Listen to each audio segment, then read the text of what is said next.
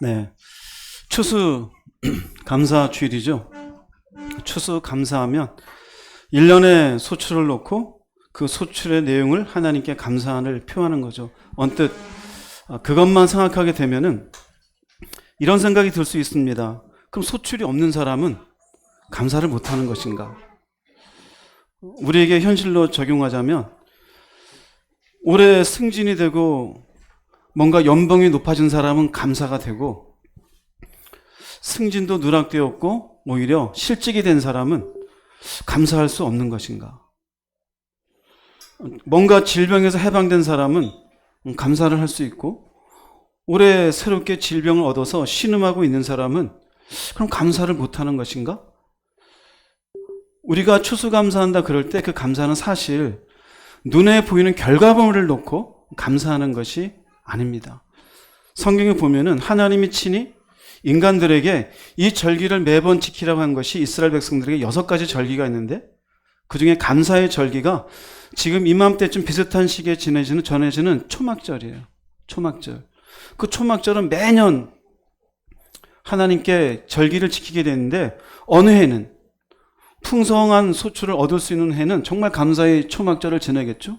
근데 어느 해는 기근을 만났으면 그 절기를 생략해야 될까요? 그렇지 않죠.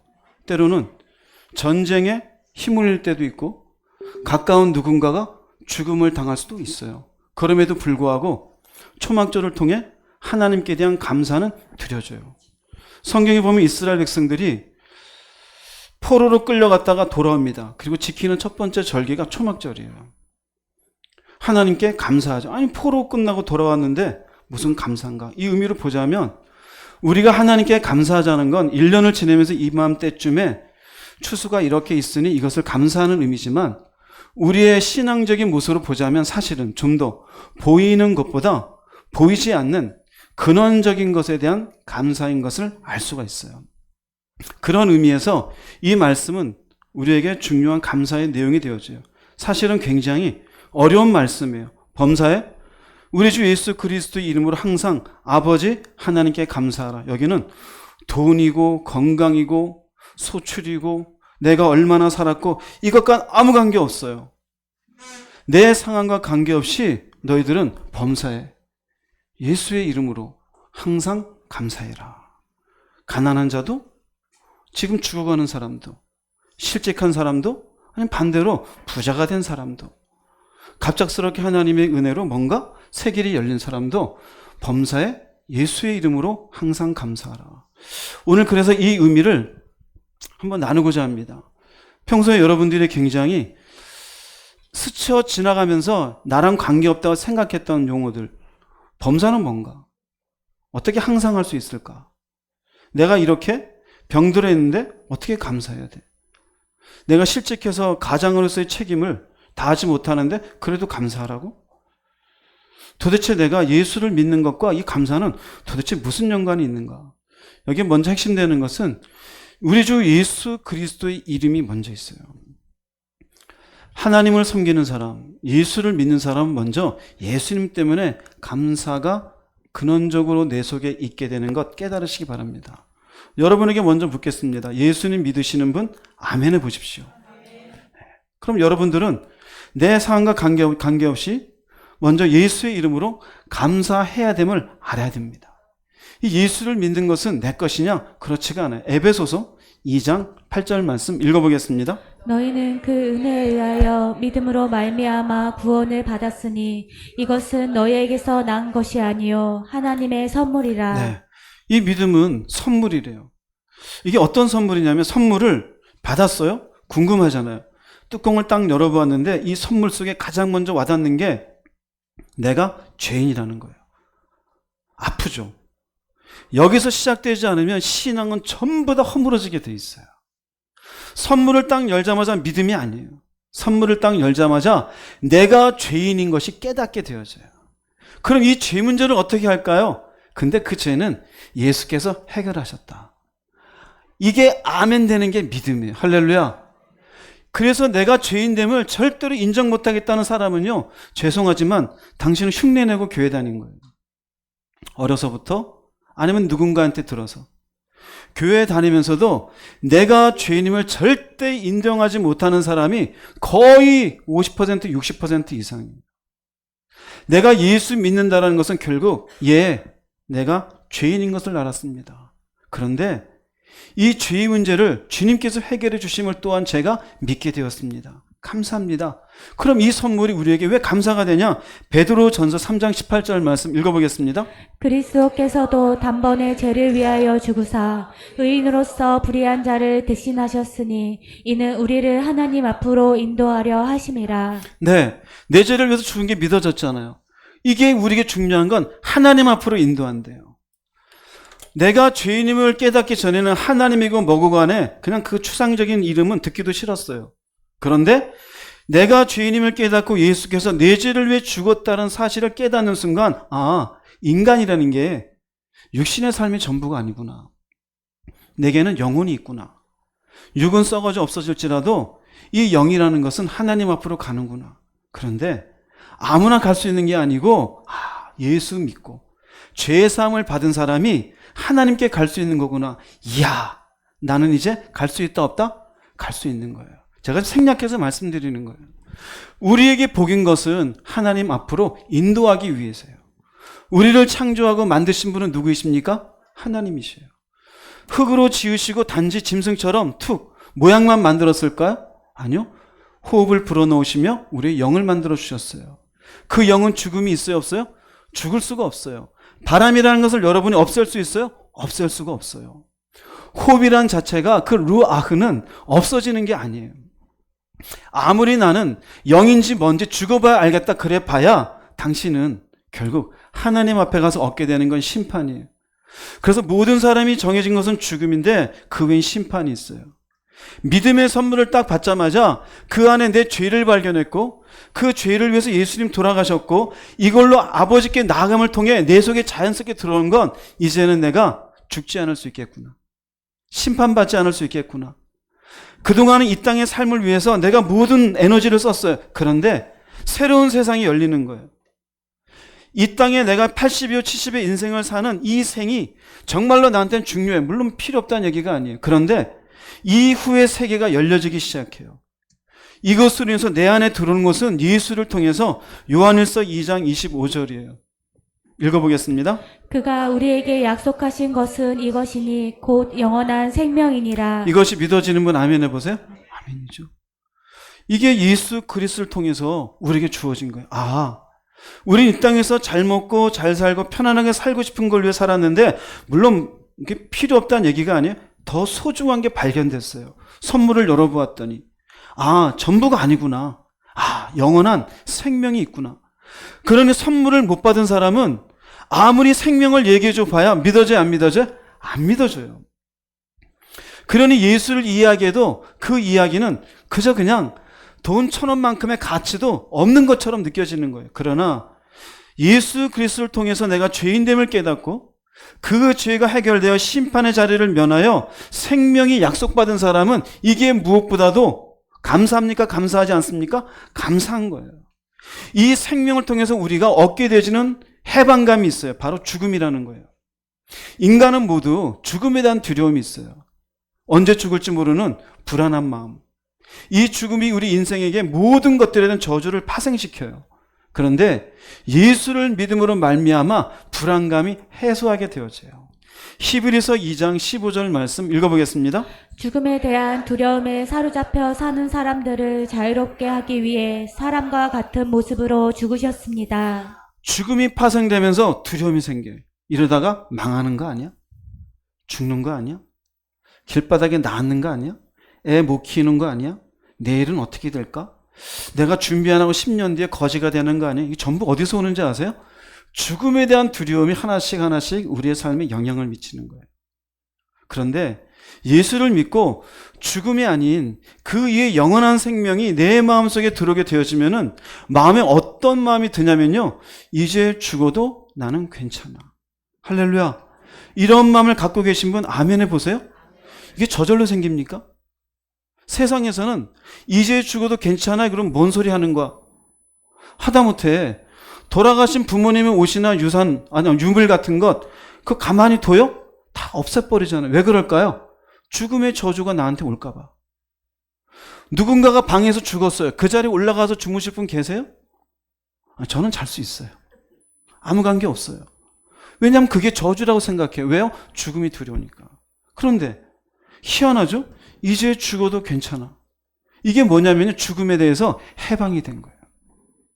이게 복인 줄 믿으시기 바랍니다. 어디에 있었어요? 선물을 열어보았더니 거기에 있어요. 마침내 이 죽음에 대한 두려움이 해결되어지고 영원한 생명을 누리는 상태를 성경은 뭐라 말하느냐? 그게 바로 구원받았다라고 얘기되는 거예요.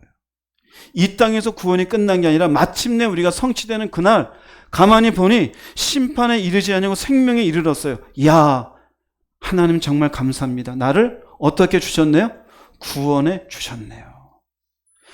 이 사실 하나만으로도 우리는 하나님께 뭐라고 말해야 될까요? 감사합니다.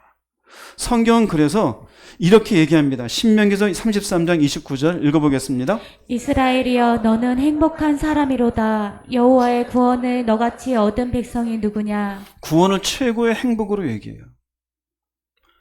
부자가 행복이 아니에요. 소출이 많아진 게 행복이 아니에요. 진짜 구원은 너 같은 이 구원을 얻은 백성이 누구냐? 모든 사람이 이 구원을 누리고 있습니까? 그렇지가 않아요. 이 생명을 향해 살아가고 있습니까? 그렇지가 않아요. 이 선물을 열어보지, 믿음의 선물을 열어보지 않은 사람은 오히려 우리가 이런 것을 귀하게 여기고 사는 것을 뭐라고 할까요? 조롱하게 되어져 있어요. 그래서 십자가의 도라는 것이 멸망하는 자들에게는 미련하게 보인다라고 얘기해요. 왜 주일날 시간 아깝게 교회 가고 앉아있느냐? 아니 왜 돈이 나와 떡이 나와 맨날 교회 가서 왜 기도하려고 그래? 미련하고 그거보다 미련한 게 없어 보여요. 그러나 선물을 열고서 그 선물 안에 우리에게 주는 게 무엇인지 아는 사람은 하나님 안에서 무엇을 누릴까요? 행복감을 누려요. 왜요? 모든 사람이 갖고 있는 그 믿음의 선물을 내가 가지고 있으니 이 믿음으로 다른 눈을 가지고 세상을 보는 거예요. 데살로니가 후서 3장 2절 읽어보겠습니다. 믿음은 모든 사람의 것이 아니니라. 모든 사람의 것이 아니에요. 여러분이 이 믿음을 가졌으면 무조건 뭐 해야 될까요? 감사해야 돼요. 어느 사람은 믿으려고 해도 못 믿어요. 어떤 사람은 아무리 얘기해 주어도 선물을 배척해요. 믿음이라는 귀한 자리에 있으면서 소중한 줄 모르고 세상에 썩어 지내는 사람도 있어요. 그래서 믿음은 모든 사람의 것이 아니에요. 감사도 없고 그로 인한 해방감도 없고 자기가 어떤 존재인지도 모르고 선물이 눈앞에 뻗어있는데도 열어볼 생각도 안 하고 집어던지고 살아요.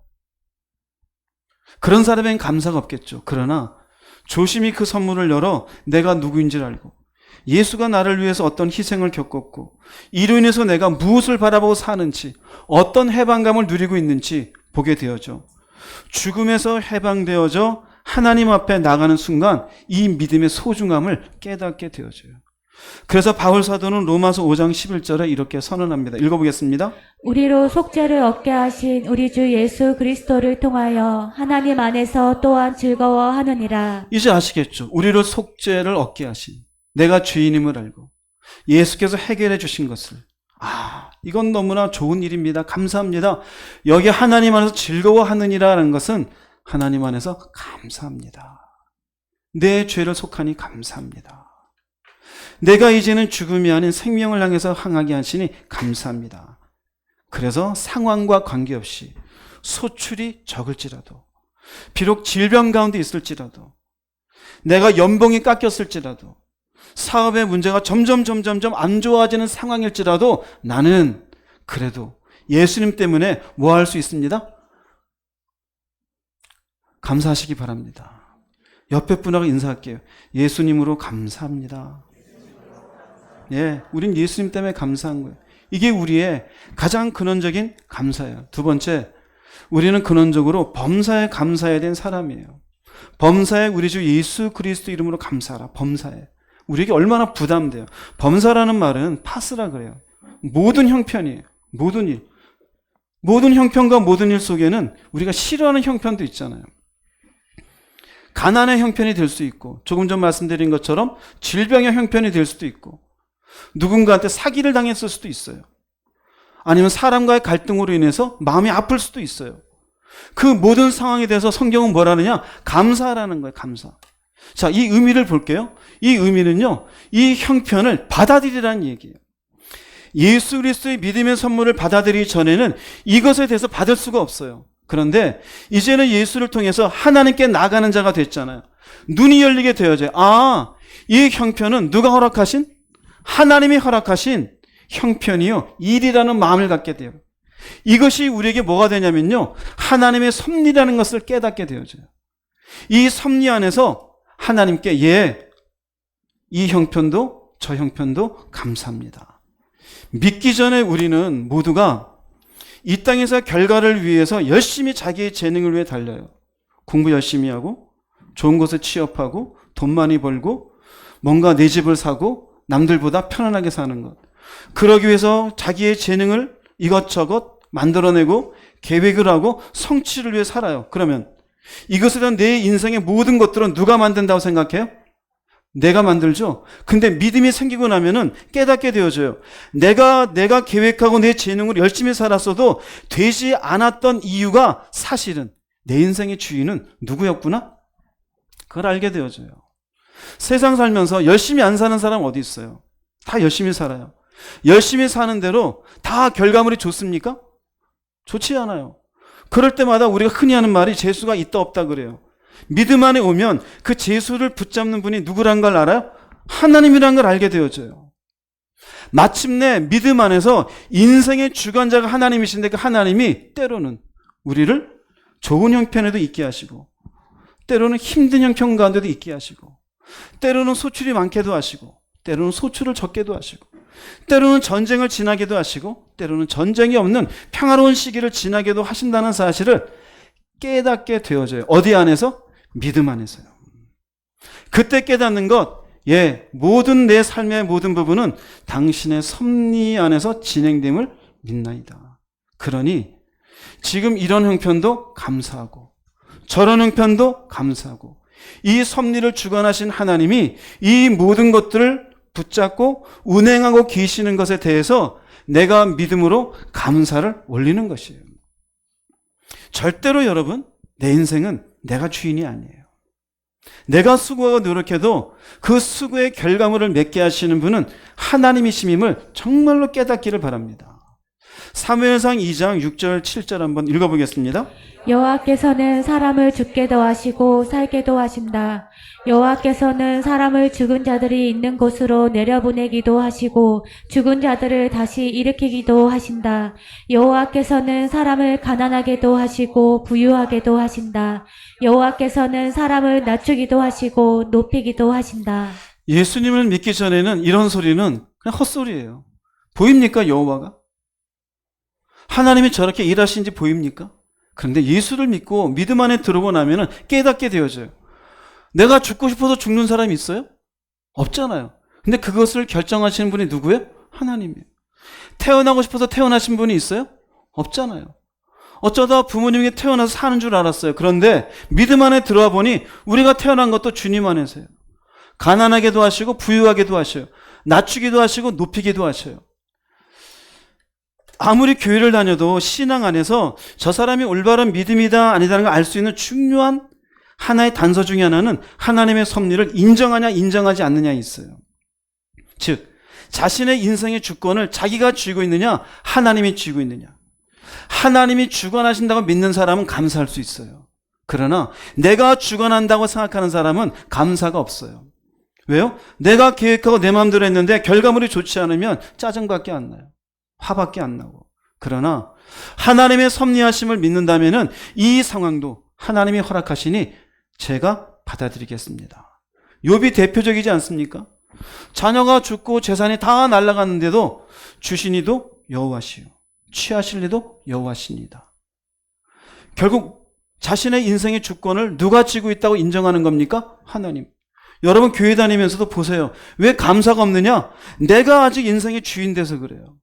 내가 원하는 결과물을 내가 쥐고 있지 못하니 내가 부족하다고 생각해요. 하나님의 섭리 가운데 어떻게 끌고 계신지는 아직 믿지 못하는 거예요. 하나님의 섭리를 믿으시기 바랍니다. 그 섭리를 믿을 때 어느 상황에서도 감사할 수 있는 거예요. 하나님의 선지자 가운데도 하박국 선지자가 하루는 고민했어요. 하박국 선지자가 활동할 때는 한참 바벨로니아가 한참 번성할 때입니다. 아수르가 점점점 쇠퇴해가고 신 바벨로니아가 점점점 나라를 점점 키워가지고 확장하고 있는 때예요. 하박국의 눈으로 볼 때는 악인들이에요. 포악한 백성이. 그런데 그들이 이스라엘 백성들에게 전쟁을 걸고 점점점 이스라엘이 힘들어져요. 하박국이 하나님께 따지고 듭니다. 도대체 이유가 뭡니까? 왜 저 이방인들을 하나님께서 부하게 해주는 겁니까? 왜 강성하게 하는 겁니까? 악인으로 하여금 의인이 고통받는 게 옳은 것입니까? 당신이 뭐라고 말하는지 내가 성루에 서서 한번 지켜보겠습니다. 이게 하박국이에요. 근데 하나님이 친절하게 이 바벨론에 대한 말씀을 주셔요. 니네는 그렇게 보이냐? 그런데 저들은 결국 교만으로 인하여 내가 칠 것이다. 그들이 무너지게 될 것이다. 그 내용을 샅샅이 이야기해 줘요. 하나님의 역사의 주인이시며 그것을 결국 이루시겠다는 말씀을 듣자마자 하박국이 깨닫는 얘기가 있어요. 하박국서 3장 16절 읽어보겠습니다. 이 모든 것을 들으니 내 몸이 떨립니다.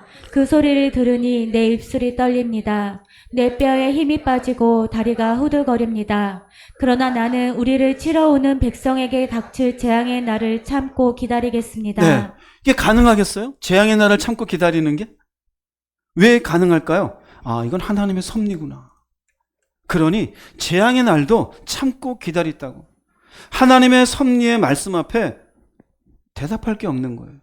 그래서 여러분 잘 아는 이 말씀 뒤에 멋있는 고백이 있어요. 17절, 18절 말씀 읽겠습니다. 무화과 나무에 무화과가 없고 포도나무에 포도가 없고 올리브 나무에 거둘 것이 없고 밭에 거둘 곡식이 없으며 우리의 양이 없고 외양간에 소가 없더라도 나는 여호와 때문에 기뻐하겠습니다. 나를 구원하시는 하나님을 즐거워하겠습니다. 네. 결과물은 아무것도 없어요.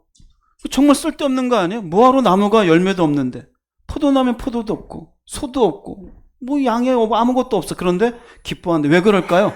당신의 섭리하심을 믿고 뭐 하겠습니다? 감사하겠습니다. 감사합니다. 즉 여기에 무화과, 올리브나무, 곡식이 없는 것, 우리 백성들이 바벨론에 의해서 침략을 당하고 빼앗김을 당하고 기근 가운데 노예로 심지어는 팔려갈지라도 그것이 당신의 섭리시라면 받아들이겠습니다. 감사하겠습니다. 결과를 놓고 감사한 게 아니에요. 당신의 일하시는 섭리를 놓고 어떠한 상황이든 받아들이는 믿음으로 감사한 거예요. 여러분의 감사가 그렇게 되기 바랍니다. 빌립보서 4장 6절 말씀 읽어보겠습니다. 아무것도 염려하지 말고 다만 모든 일에 기도와 간구로 너희 구할 것을 감사함으로 하나님께 아뢰라. 여기 모든 일이 범사가 똑같은 단어예요. 파스예요. 범사예요. 기도와 간구로 너희 구할 것. 그러면 여러분들 이거 잘못 사용하던데요. 이렇게 모든 일을 기도하면 좋게만 결과가 날 걸 생각해요. 절대 그런 게 아니에요. 무슨 의미냐면요. 어떤 결과이든지 하나님이 허락하시는 것이므로 염려가 아닌 감사의 마음으로 간구하라는 거예요. 이걸 붙잡고 염려하지 않고 기도하면 다 잘 될 거야. 올바른 신앙이 아니에요.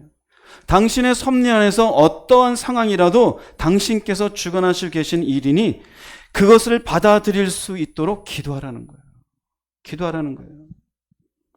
그러므로 우리의 신앙은 철저하게 섭리 안에서 그분의 일하심을 놓고 감사하는 것이에요. 데살로니가 전서 5장 18절 말씀 읽어보겠습니다. 범사에 감사하라. 이것이 그리스도 예수 안에서 너희를 향하신 하나님의 뜻이니라. 이제 이해되시겠죠? 그러므로 범사는 어떤 상황이든 이건 하나님의 섭리 가운데 진행되는 상황임을 믿어야 되는 거예요. 여러분 가운데 올 1년 지나면서 놓친 일이 있습니까? 작년보다 모자랍니까? 생각해 보십시오. 내가 어떤 믿음으로 이 상황을 바라보고 있는가? 여전히 여러분의 인생은 내가 생각하고 계획하는 대로 만들어질 거라고 생각하고 있습니까? 빨리 거기에서 벗어나기를 정말 주의 이름으로 축복합니다. 어떠한 상황이든 감사하래요. 이것이 하나님의 뜻이래요. 왜 그럴까요? 그 범사는 하나님이 만드신 범사예요. 그러므로 상황을 놓고 여러분은 울지 마세요. 그 상황 앞에 믿음으로 감사하십시오.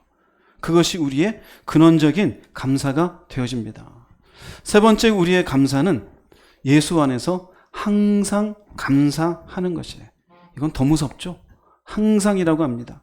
오늘 본문 에베소서 5장 20절 다시 한번 읽어보겠습니다. 범사에 우리 주 예수 그리스도의 이름으로 항상 아버지 하나님께 감사하며. 범사에 감사하는 건 하나님의 섭리하심을 믿고 상황을 감사하는 거예요. 항상이라고 하는 것은 시간적인 감사예요. 그럼 항상이면은 어제는 감사하고 오늘은 감사 못하고 내일 감사할게요. 될까요? 항상이 주는 의미는 뭐냐면요. 언제든지 현재적이에요. 지금 현재 감사하는 성도가 되라는 거예요. 그럼 지금 현재는 울을 수 있는 상황일 수도 있어요. 지금 현재 사고가 난 상황일 수도 있고요. 지금 현재 속상한 그런 때일 수도 있어요. 그러나 이 현재에 감사하는 건 하나님이 떠났습니까? 계시는 하나님에 대한 무엇으로 감사해요? 신뢰예요, 신뢰. 예, 지금 현재 당신은 내 삶 속에 계셔서 당신이 여전히 일하심을 저는 믿습니다. 그래서 감사하겠습니다. 이 마음을 가지고 있을 때 항상 현재적으로 하나님 앞에 감사할 수가 있는 거예요. 그럼 조금 추상적이죠. 계시는 하나님, 계시는 게 도대체 무슨 의미냐? 우리 가운데 계시는 그 하나님의 세 가지로 요약해 드릴게요. 하나는 이 하나님이 나와 함께 계시다고 하는 신뢰로 항상 감사하는 거예요. 신명기서 31장 6절 말씀 읽어보겠습니다. 너희는 강하고 담대하라. 두려워하지 말라. 그들 앞에서 떨지 말라. 이는 내 하나님 여호와 그가 너와 함께 가시며 결코 너를 떠나지 아니하시며 버리지 아니하실 것이니라. 이스라엘 백성들에게 주는 하나님 말씀이에요. 강하고 담대하고 두려워 말라. 왜 이런 말을 줄까요? 지금 현재 무서울 수밖에 없는 광야에 있어요. 이제 요단강도 지나야 되고 가나안의 장대한 백성과도 다투어야 돼요. 도대체 그 앞에 두려운 마음이 먼저 앞서지 어떻게 감사한 마음이 먼저 앞서요. 그런데 지금 현재적으로 그가 함께하니 너를 버리겠느냐? 너를 떠나겠느냐? 지금 눈앞에는 해야 될 것이 산적해 있는 한숨밖에 안 나는 상황인데 계시는 하나님 지금 너를 떠나지 아니하고 버리지 아니하신다. 실제로 그 하나님은 이스라엘 백성들을 광야를 지나고 요단강을 건너고 가나안까지 친히 이스라엘 백성들에게 전쟁에 이기게 하여 주신 줄로 믿습니다. 무엇이에요? 인간은 현재적으로 지금 현재 없는 것만 봐요. 그러나 하나님은 당신께서 친히 너희와 함께 있는 것에 대한 신뢰를 가질 것을 말씀하시는 거예요. 시편 121편 3절 4절 읽어보겠습니다. 여호와께서 너를 실족하지 아니하게 하시며 너를 지키시는 이가 졸지 아니하시리로다. 이스라엘을 지키시는 이는 졸지도 아니하시고 주무시지도 아니하시리로다. 시편 121편은 이스라엘 백성이 바벨론 포로가 되었다가 돌아오면서 하나님이 누구신 철들면서 돌아오면서 하나님께 노래 불렀던 내용이에요. 내가 산을 향하여 눈을 들리라. 나의 도움이 어디서 올고 천지지으신 여호와께로다. 그러면서 중간에 뭘 깨달았냐면요. 하나님은 졸지도 않고 주무시지도 않더라 이거예요. 바벨론 포로의 시기에 있어도 사실 하나님은 함께 계셨어요. 여러분도 마찬가지예요. 울고 있는 그 시간에 하나님 함께 하셔요. 남들 모르는 슬픔으로 흐느끼 오는 그 시간에 하나님 함께하고 계셔요. 그것은 철저한 내가 믿음 안에서 함께 하신 하나님에 대한 신뢰가 있을 때, 예, 이 시간도 주께 감사하나이다. 그럴 때 이 사람이 그 시간을 지나가 감사로 하나님께 영광을 돌릴 수가 있는 거예요. 하나님께 대한 신뢰. 여러분 꼭 생각하세요. 그분은 지금 현재 나와 함께 계시는 좋으신 하나님이에요. 그리고 지금 계시는 그 하나님은 나쁜 하나님일까요? 우리를 악으로 인도할까요? 아니요. 그분을 신뢰하는 두 번째 중요한 이유는 그분은 좋으신 하나님이에요. 즉 그분의 일하심에 우리를 향한 방향은 악으로 향하지 아니하고 언제든지 좋은 쪽을 향하여 일하시는 좋으신 하나님임을 깨달으시기 바랍니다.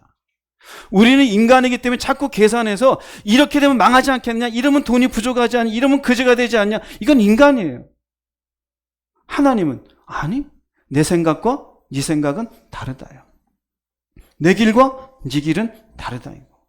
하나님은 철저하게 좋으신 하나님으로 우리에게 다가오시는 분이시요. 그러므로 지금 현재적으로 인간적인 계산으로는 힘이 들고 원망의 상황일 수 있겠지만은 이분이 이 시간에도 좋으신 일을 계획하고 계심을 꼭 마음으로 믿으시기 바랍니다. 예레미야 29장 10절 11절 읽어보겠습니다. 여호와께서 이와 같이 말씀하시니라. 바벨론에서 70년이 차면 내가 너희를 돌보고 나의 선한 말을 너희에게 성취하여 너희를 이곳으로 돌아오게 하리라. 여호와의 말씀이니라. 너희를 향한 나의 생각을 내가 아나니 평안이요 재앙이 아니니라. 너희에게 미래와 희망을 주는 것이니라. 네. 이 말씀은 이스라엘 백성이 포로가 되기도 전에 미리 얘기한 거예요. 70년이 차면. 무슨 말이냐면요. 얘들아, 70년만 고생해라. 그 소리예요. 70년만 고생해라. 그 고생하는 시간 나도 알고 있다. 그런데 그거 끝나면 내가 이곳으로 돌아오게 할 거야. 얼마나 친절하셔요. 즉 하나님은 떠난 적이 없어요. 지금 현재적으로도 내가 함께 할 거다. 70년 내내. 내 생각을 내가 아는데 나는 너네들에게 평안 주고 싶어. 재앙이 아니야. 너희들의 미래를 희망을 주고 싶은 게 나 하나님이다. 비록 지금은 힘들지라도 남들에게 인정받지 못할지라도 뭔가 문제가 있을지라도 하나님이 누구인지를 알려주시는 얘기예요. 즉 바벨론은 나중에 70년간 포로 생활하지만 그러나 이 희망을 어떻게 하시는 하나님? 준비하시는 하나님. 그러므로 이 좋으신 하나님을 내가 믿음으로 받아들일 때 항상 현재적으로 감사할 수 있을까 없을까요? 감사한 거예요. 예레미야 애가 3장 33절 읽어보겠습니다. 주께서 인생으로 고생하게 하시며 근심하게 하심은 본심이 아니시로다. 본심이 아니에요. 본심이 아니에요. 믿음이 없고 믿음이 연약해지면 본심인 줄 알아요? 아니에요. 간혹 우리가 어려움을 겪게 하는 것은 하나님의 우리를 다루심을 위해서 그래요. 믿음이 없거나 불신한 가운데 있을 때, 여전히 하나님을 신뢰하지 못할 때, 주의 말씀을 거절할 때 어떻게 해야 되겠어요? 상황을 통해서 깨닫게 해야 되겠죠. 그럴 때에는 때로는 우리의 인생을 낮추기도 하시고 고난 가운데 지나가기도 하셔요. 그러나 본심은 우리로 고생하게 하는 게 하나님의 본심이 아니에요. 로마서 8장 28절 읽어보겠습니다. 우리가 알거니와 하나님을 사랑하는 자 곧 그 뜻대로 부르심을 입은 자들에게는 모든 것이 협력하여 선을 이루느니라. 얼마나 좋은 말씀이에요. 모든 것이 협력하여 악을 이루는 게 아니에요. 우리의 고생을 이루는 게 아니에요. 선을 이루어요. 올바른 믿음 가운데 하나님을 온전히 섬기고 가다 보면 때로는 구덩이에 빠지기도 하고 때로는 넘어지기도 해요. 그러나 합력하여 좋은 곳으로 인도하시는 하나님의 섭리가 있음을 깨달으십시오. 그 하나님을 현재적으로 뭐 하는 거예요? 믿는 거예요. 신뢰하는 거예요. 비록 먹을 게 부족할지라도, 비록 내 삶 속에 이 고생이 언제 끝날지 안 보이는 것 같아도 여전히 그 좋으신 하나님이 나와 함께 계심을 신뢰함으로 말미암아 감사할 수 있는 겁니다.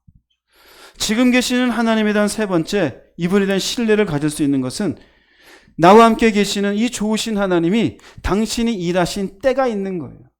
일하시는 때가 있어요. 지금 조는 분이 지금 세 분이 계신데 옆에 분을 깨워주세요. 다 끝나갑니다. 네. 이나 졸면 안 돼. 밖에 앉을 거 그랬지, 그지? 하나님의 때가 있음을 믿을 수 있어야 돼요. 전도서에 이런 말씀이 있어요. 3장 1절 4절 읽어보겠습니다. 하늘 아래 모든 일에는 정한 때가 있고 시기가 있는 법이다. 날 때가 있고 죽을 때가 있고 심을 때가 있고 심은 것을 뽑을 때가 있다. 죽일 때가 있고 고칠 때가 있고 허물 때가 있고 건축할 때가 있다. 울 때와 웃을 때가 있고 슬퍼할 때와 춤출 때가 있다. 우리가 생각할 때는 내 인생에 내가 생각하는 항상 좋은 일만, 그래서 내가 계획해서 이 계획이 성취되어서 이만큼 벌었어, 집 샀어, 내가 인정받았어, 이렇게 되면 얼마나 좋아요. 근데 그렇지 않잖아요. 그때를 누가 정하느냐? 보세요. 날 때, 죽을 때, 심을 때, 심은 것을 뽑을 때, 웃을 때, 울 때, 이 모든 것을 정한 때가 있고 시기가 있대요. 누가 정할까요? 하나님이 정해요. 여러분 깨달으세요? 내가 생각할 때 감사 못하겠어요. 왜 이렇게 돼요? 근데 때가 있어요. 하나님이 내게 먹을 것을 줄 때가 있고 때로는 궁핍하게 할 때도 있어요. 사람들에게 인정받게 할 때도 있고 사람들에게 미움을 받게 할 때도 있어요. 우리는 우리 생각할 때 좋은 것만 가득하면 좋겠죠. 근데 인간은 참 교만해지기 쉬워요. 하나님의 이 때를 생각할 때 비로소 내가 왜 힘든 때도 경험하며 내 원하는 때가 아닌 하나님의 때 가운데 가야 되느냐, 그게 바로 피조물로서의 정체성을 가져야 되는 모습이에요.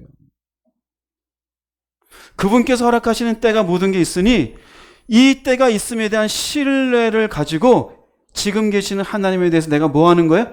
감사합니다. 아직 때가 안 된 걸로 믿나이다. 때가 되시면 당신이 일할 줄로 믿겠습니다. 이해되세요? 그래서 모든 때에 대해서 제가 일일이 다 못 썼어요. 때가 얼마나 많은지 몰라요.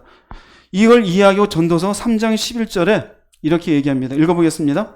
하나님은 모든 것을 때에 따라 아름답게 만드시고 사람에게 영원을 사모하는 마음을 주셨다. 그러나 사람은 하나님이 하시는 일을 처음부터 끝까지 이해할 수 없다. 때를 만드시는 분은 하나님이에요. 내가 아니에요. 아직도 여러분의 인생을 내 마음대로 할 것 같습니까? 열심히 해보세요. 시간 낭비한 어느 날 깨달을 거예요. 아, 결국 하나님이 주관하시는구나. 근데 인간은 하나님이 하신 일을 처음부터 끝까지 이해할 수 있다 없다? 잘 보세요. 이해 못한대요. 즉 자기 머리로 논리로 이해가 안 돼요. 왜 그렇게 하시는지 이해가 안 돼요. 우리가 성경에 나오는 여러 가지 많은 인물들이 있는데 욥이 도대체가 하나님을 이해할 수 있었을까요? 요나가 물고기 뱃속에 들어갈 때 하나님을 이해할 수 있었을까요? 이해 못해요. 다윗이 광야로 막 쫓김당했을 때 하나님을 이해할 수 있었을까요? 어떤 일을 하시는지? 이해 못해요. 우린 단지 뭐만 해야 되느냐? 신뢰만 하면 돼요. 어떤 신뢰요? 이때는 하나님이 만드시는 거예요. 근데 여전히 교회 다니면서도 우리가 내년은 있잖아. 이거 해야 돼. 이렇게 모아가지고 요거 뭐 해야 돼. 될 것 같죠? 간혹 가다가 돼요. 그러니까 자기가 인생의 주인인 줄 알아요. 근데 대개는 안 돼요. 그런 것 같아요? 안 그런 것 같아요? 예, 한 5사람만 끄떡이시는데 더 계셔보세요. 그렇게 안 돼요. 하나님의 일은 우리가 다 이해하지 못해요. 믿음의 조상 아브라함이 있어요. 아브라함을 하나님께서 부르시는 모습이 있는데 창세기 12장 1절 2절 읽어보겠습니다. 여호와께서 아브람에게 이르시되 너는 너의 고향과 친척과 아버지의 집을 떠나 내가 내게 보여줄 땅으로 가라. 내가 너로 큰 민족을 이루고 내게 복을 주어 내 이름을 창대하게 하리니 너는 복이 될지라. 아브라함은 불렀어요. 본토 친척 아비집 떠났어요. 그 약속이 큰 민족을 이루잖아요. 큰 민족을 이루려면은 누가 있어야 돼요? 자식이 있어야 돼요. 그러면 아브라함이 하나님으로부터 언제 자식 줄지 약속받았어요? 몰라요. 75세 때 떠났는데 일찍 주면 얼마나 좋아요.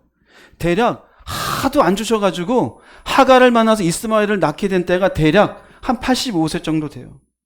그럼 80세쯤에 한 5년 고생하고 여기 딱 이삭 주면은 이스마엘을 안 가져도 되잖아요. 근데 몇 살 때 이삭을 얻어요? 그때를 우리가 이해할 수 있을까요? 여러분 이해 못해요. 저도 이해 못해요. 왜 100살 때 굳이 하셨는가? 아브라함 이해했을까요? 아브라함 묻지도 않았어. 10년 전에만 줬어도 이런 얘기 하지도 않아요. 제가 이스마엘을 안 낳았을 텐데 에이씨 이러지도 않았어요. 뭘까요? 그때는 하나님에게 있어요. 하나님이 정하신 때가 있어요.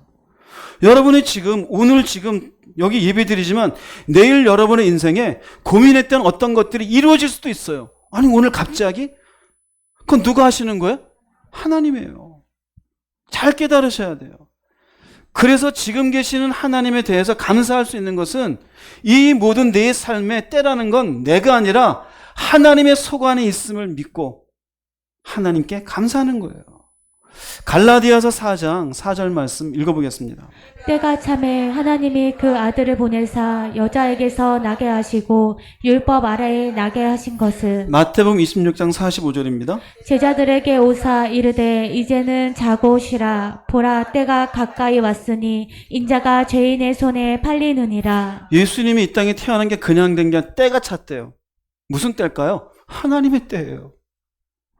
예수님 십자가 지는데 때가 가까이 왔대요. 누가 만든 때일까요? 하나님 만드신 때예요. 예수님의 인생 33년 반인데 공생애는 3년 반이었어요. 그 3년 반이라는 기간의 때는 누가 만드셨을까요? 하나님이요.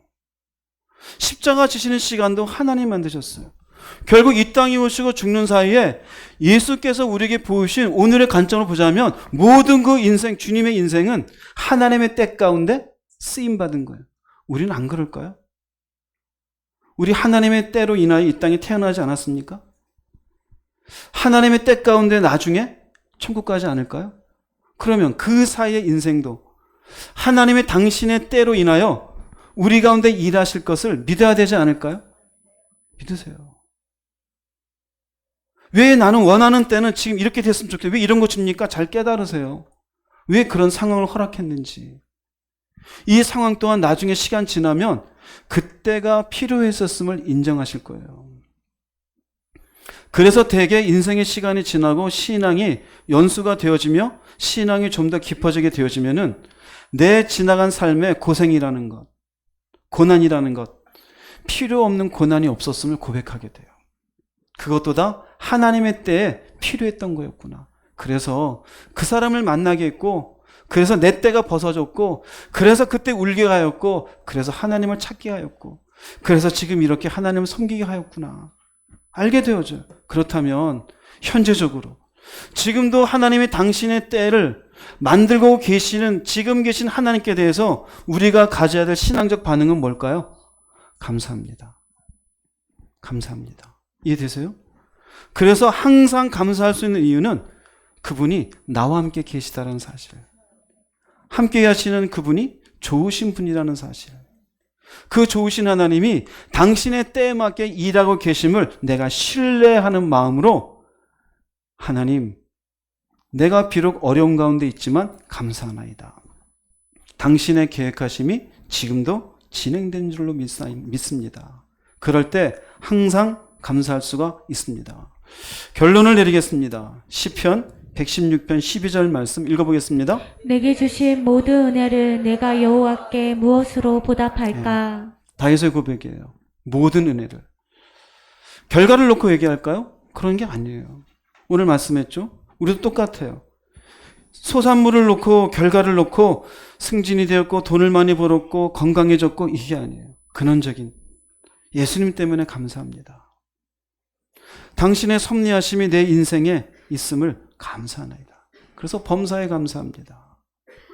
여전히 이 시간이 당신이 계신 것으로 진행되는 것을 내가 신뢰합니다. 그래서 감사합니다. 무엇으로 보답할까? 감사가 넘치니 감사를 표현하고 싶은 마음이 넘쳐나고 있는 거예요. 반면에 디모데후서 3장 1절 2절 읽어보겠습니다. 너는 이것을 알라. 말세에 고통하는 때가 이르러 사람들이 자기를 사랑하며 돈을 사랑하며 자랑하며 교만하며 비방하며 부모를 거역하며 감사하지 아니하며 거룩하지 아니하며. 마지막 때의 모습이에요. 다른 것들은 일단 뺄게요. 왜 감사하지 않을까요? 왜? 눈에 보이는 것만 놓고 계산해요. 하나님이 어떤 분이신지, 하나님이 어떻게 일하셨는지는 생각하지 않고 왜 저 사람보다 나는 못 사는 겁니까? 내 나이에 저 사람은 저렇게 집도 가졌는데 왜 나는 못 가집니까? 저 사람은 저렇게 건강한데 왜 나는 건강하지 않을까? 누구는 뭐가 되고 없는 것만 바라보는 거, 없는 것이라는 건 전부 눈에 보이는 거예요. 그러니 감사할 조건이 생겨 안 생겨? 없어요. 사람은 늘 먹어도 배가 고파요. 늘 눈으로 보아도 눈에 차지 않아요. 가지면 더 가질 거 없어집니까? 아니요. 쇼핑하는 사람은 계속 쇼핑으로 그 욕구를 채우게 돼 있어요. 보이는 건 끝이 없어요. 여러분, 근원적인 감사에 추수감사절이 되시기 바랍니다. 비록 무화과 나무에 무화과나가 없을지라도, 포도나무에 포도가 없을지라도, 외양간에 소가 없을지라도, 우리의 양이 없을지라도, 어떻게 하박국이 그런 고백을 할까요? 하나님으로 인하여. 우리도 하나님을 섬기는 사람들이잖아요. 예수님이 우리 위해 죽으시고 구원을 열어 주었으니 감사하세요. 지금 하나님이 나와 함께 하시니 감사하십시오. 그분의 섭리를 놓고 범사에 감사하십시오. 힘든 상황, 괴로운 상황, 이런저런 문제를 놓고 슬퍼하지 마시고 길고 넓게 하나님의 일하심을 믿음 안에서 바라보시고 범사의 예수 그리스도의 이름으로 말미암아 항상 아버지께 감사하는 모든 성도분들 되시기를 주의 이름으로 축복합니다. 기도하시겠습니다.